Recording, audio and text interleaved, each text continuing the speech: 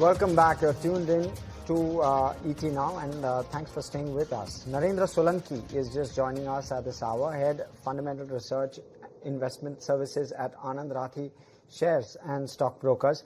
Welcome, Narendra. Want to quickly have your take with regard to some of the sectors which have done very well, and one of those is, of course, metals. We're sitting at all-time highs where metals is concerned.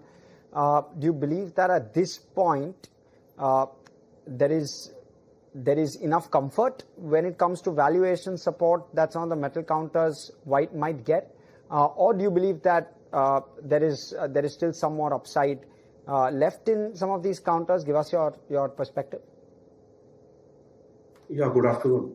I think from a medium to long-term perspective, if you look at it, the kind of consumption we have in the infrastructure space and the projects the government is venturing into, and especially the recent build-up of a lot of construction activity regarding vessels in defense and in transportation also. So we have a lot of volume growth going to happen in medium to long term. So from that point of view, I think there is still some legs to the sector. Also, the government has been proactive about protection from insulating these companies from global turmoil and volatility. So that has also been acting as some tailwind. And to add to that, the kind of capacity downturn which is coming from the China. So a lot of capacity is also declining in China gradually, and we are going to see that fructifying in next 2 to 3 years. So that would also add to the pricing in the segment. So right now, I think medium to long term perspective, there is still space to grow.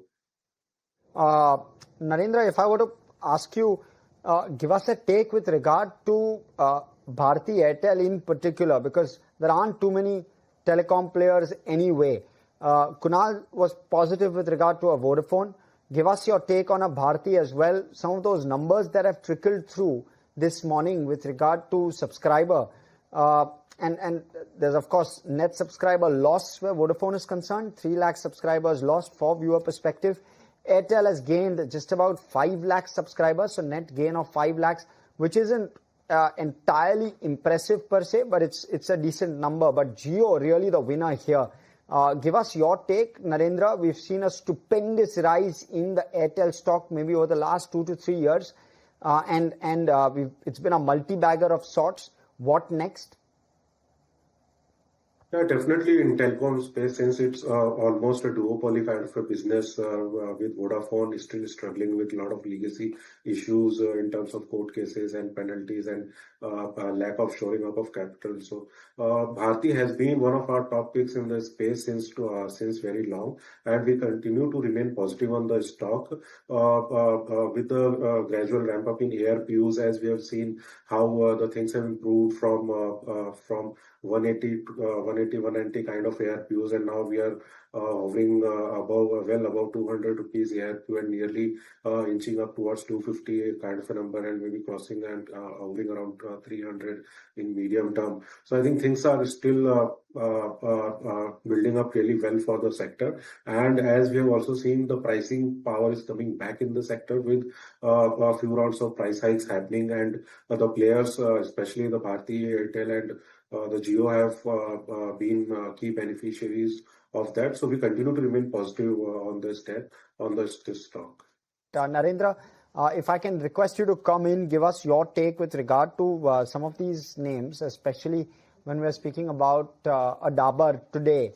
Let me take your view on that first before I take your view on Trent, which was a slightly different story in that sense. Give us your take. Yeah, we are also very positive on the Dabur, especially the recovery in H2. Also keep in mind that rural is performing well in comparison with the urban markets, and Dabur has almost around 45% kind of exposure in the rural markets. So that has been the key base which is performing for the company. Also, the healthcare and F&B should also improve gradually, and the operating leverage should kick in from that. So overall, we are expecting the company to perform better in H2 in comparison with the H1. Surely, Narendra, but there was also Trent, which came out with the numbers, and 17% growth was a far cry from the expectation per se. And this is on the back of an already weak quarter one. It's not like quarter one was impressive. In fact, there was an expectation that there'll be a bounce back in quarter two to try and cover up for the shortfall of quarter one. What's the sense like on a trend? Yeah, it would be a very tough ask, especially the kind of competition this space is having, and the lot of new options emerging for the consumer in the fast moving apparel space with the likes of Zudio. A lot of competition has been coming up both online as well as offline. Also having a weaker performance and the value, if you take it into account, the premium valuation. So I think there has been some correction in terms of valuations with regards to the lack of growth, which is not supporting the kind of valuation the companies having over the years. And although the company is expecting to open around 250 stores target in the current year, but I think ramping up those stores operationally, coming with a positive operating performance would be a difficult task, and it would definitely get impacted on the profitability aspect. So I think the market is factoring all these 3-4 things, and the year should turn out not so great for the company right now. Okay, all right. So that's the take coming in on Trent. Not too positive, Narendra as well. In fact, pretty much everyone quite negative, maybe negatively biased post the kind of number they've disclosed. We'll have to wait and watch as to how the actual print of the Q2 numbers look. But what we'll do is we'll slip into a very short break. On the other side, again, we're going to take on and discuss more themes which are playing out in markets.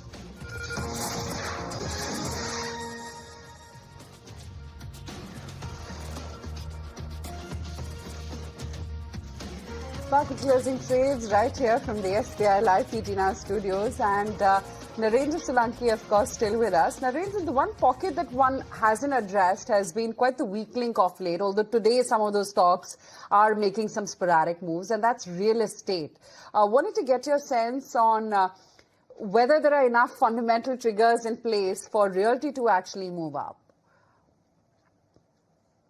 I think in real estate, there are actually two different set of markets. One is premium and one is the with lower ticket sides, non-premium basic market. So I think there has been a lot of supply coming up lately, and in the non-premium category, the takeoff has not been that strong. So this space still needs to pick up pace. While in the premium segment, which is ticket size having more than 3 to 5 crores, has been decently performing in comparison with the non-premium category. So I think the mass segment still needs to come out, and a lot of supply absorption also needs to happen before we see any significant uptick for the sector.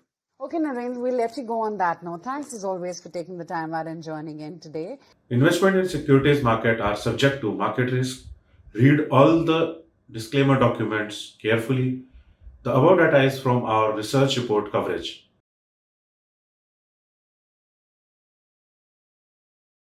Investment in securities market are subject to market risks. Read all the related documents carefully before investing.